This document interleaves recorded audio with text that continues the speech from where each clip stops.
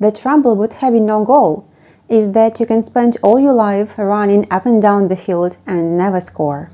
And I couldn't agree more. In fact, right now, I am planning a project, and setting my goals smartly undoubtedly comes in handy. If you learn English or any other foreign language, SMART approach might help as well. However, I wouldn't rely on it at all times if I were you. Want to know why? Stay tuned.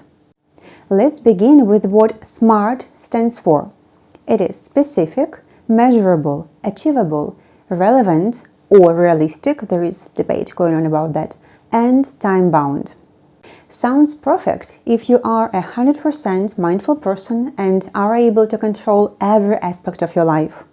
Sounds perfect if your goal in learning English can actually be measured. Say you are preparing for an international language test, and there are specific requirements and indicators of progress that can be monitored, as well as the date of the test, which is your final time frame that you cannot break.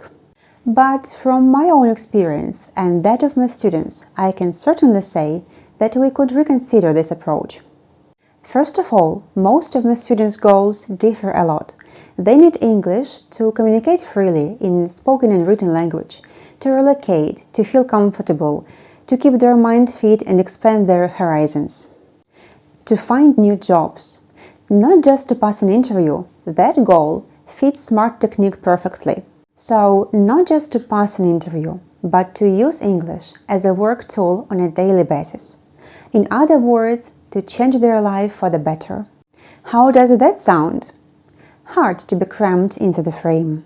Secondly, I can't boast about my ability to set adequate and not overly ambitious goals. Can you? If you can, you're awesome. Way to go! But a lot of people actually get discouraged if they don't meet their goals, and they eventually end up quitting whatever they were planning. And yet, they still push themselves too hard by setting those way unrealistic objectives. I spoke more about the reasons why you might fail learning English and how to avoid doing so in 2 of my previous videos. I will share them here and in the description box, so take a look if you haven't watched them yet.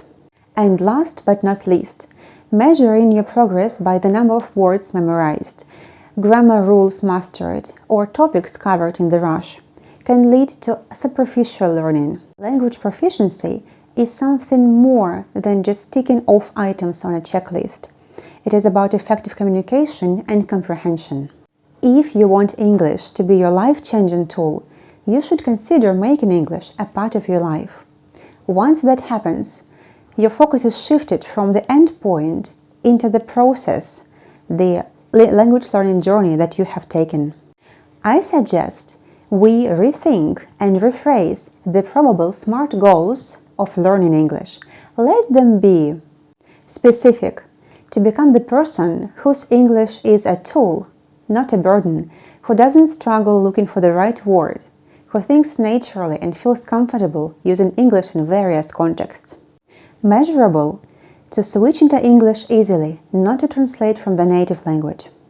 Achievable, to devote at least 15 minutes every day to English, to make yourself immerse into the English environment.